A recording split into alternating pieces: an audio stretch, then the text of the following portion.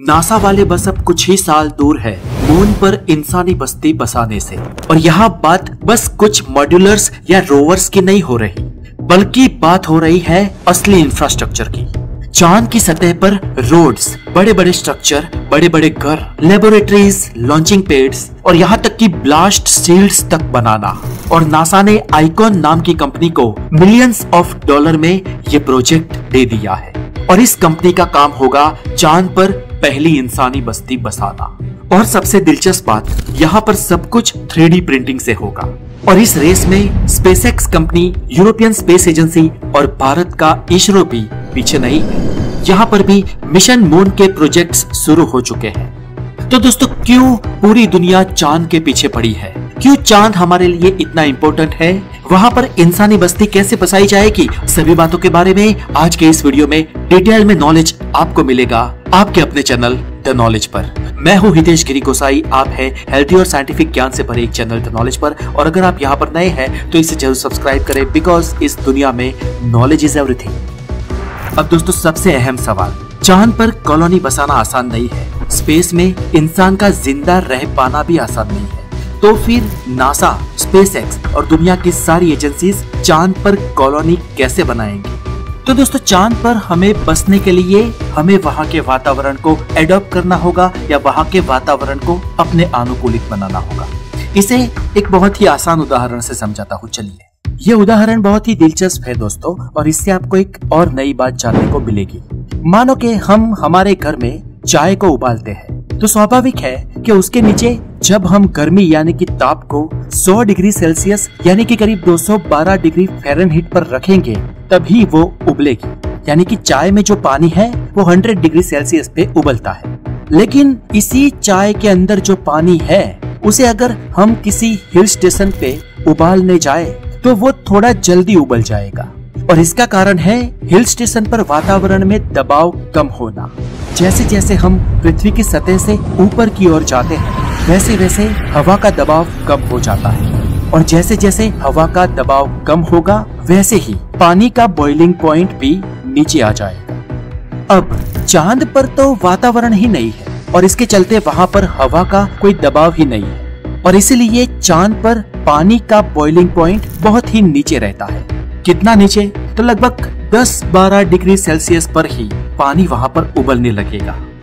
और हाँ, एक बात आपको ये भी बता दो कि पानी का बॉइलिंग पॉइंट और उससे अलग होने वाली गर्मी दोनों ही अलग अलग चीजें हैं। और इसीलिए एयर टाइट ट्यूब में शून्य अवकाश यानी कि जीरो ग्रेविटी की रचना करने के बाद उसमें रखा हुआ पानी नॉर्मल टेम्परेचर में भी उबलने लगता है।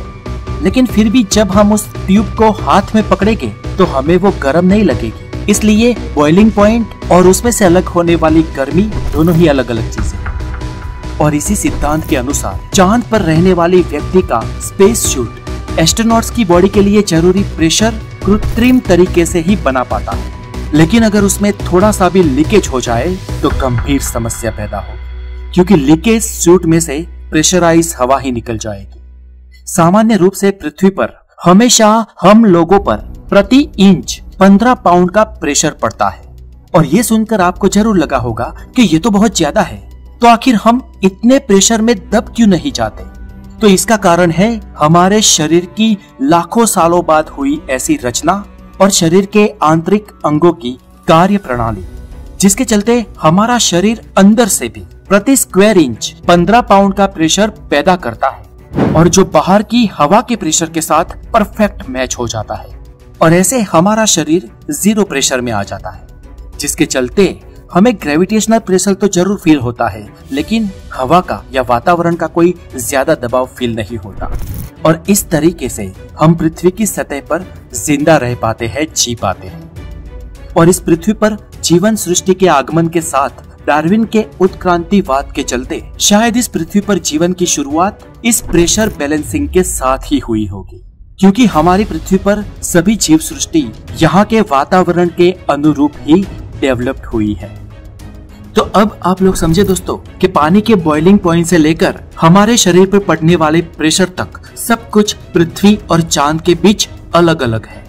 तो अब भविष्य में जब भी हम चांद पर कॉलोनाइजेशन करेंगे और अगर ऐसी कॉलोनी सक्सेसफुल हो जाती है तो उस कॉलोनी में जैसे हमारी पृथ्वी पर सेंट्रलाइज एयर कंडीशन होते हैं ना, वैसे चांद पर उस कॉलोनी में सेंट्रलाइज एयर प्रेशर होगी और ऐसी तमाम फैसिलिटीज होगी जो मानव को वहां पर बनाए रखने के लिए, जिंदा रखने के लिए जरूरी होगी। वैसे तो ये इंफ्रास्ट्रक्चर चांद पे बनाना थोड़ा महंगा है, लेकिन जैसे पेट्रोलियम की खोज के बाद बिल्कुल वीरान और सूखे पड़े हुए अरब देश, जहां पर ऊंट भी सोच समझ कर जाते थे, वहां पर आज मानव बसाहत खचाखच भर गई है। और जहां पर रन में भी आज खेतीबाड़ी होती है, बाग बगीचे हैं। और इसी तरह शायद बहुत ही लिमिटेशंस में ही सही, लेकिन इंसान चांद पर एक हद तक कॉलोनी तो बसा ही सकता है। और वहां पर अगर हमें हीलियम 3 या दुर्लभ खनिजे मिल गई तो दोस्तों पक्का मानना शायद आम इंसानों की ना सही, लेकिन रोबोट्स और उन्हें संचालित करने वाले वैज्ञानिकों की कॉलोनीज चांद पर जरूर बनेगी। असल में हमारी पृथ्वी से वैज्ञानिक और स्पेस एजेंसीज और सभी देश चांद पर कॉलोनीज ही इसीलिए बनाने के लिए जा रहे हैं क्योंकि चांद पर हीलियम 3 है, जो ऊर्जा का असीमित भंडार है। ये सभी कॉलोनियां 3D प्रिंटिंग के माध्यम से बनाई जाएगी, जिसमें चांद की धरती पे ही मौजूद रेगोलिथ यानी कि वहां की धूल और मिट्टी को और वहां के कच्चे माल को यूज में लिया जाएगा, जिससे वहां के घर, इंफ्रास्ट्रक्चर, रोड्स, स्कूल्स और बिल्डिंग बनाए जाएंगे। वहां पर कुछ भी बाहर से लाने की जरूरत नहीं है। और भले ही आर्थेमिस मिशन में कुछ देरी हो गई हो, लेकिन ये मिशन आज ट्रैक पर है और बहुत ही जल्दी दूसरी और तीसरी लॉन्च होगी। और उसके बाद इंसानों को चांद पर ऑफ वर्ल्ड कॉलोनीज बनाने के लिए भेजा जाएगा और मून पर भी इंसान कॉलोनी बनाकर रहने लगेंगे। हमारी स्पेस एजेंसी इसरो इस दिशा में आज बहुत ही दिग्गज कार्य कर रही है और आशा है कि हमारा देश इस दौड़ में आगे ही रहे और भविष्य में ऐसी ही कोई छोटी ही सही लेकिन एक स्पेस कॉलोनी भारत की भी चांद पर हो।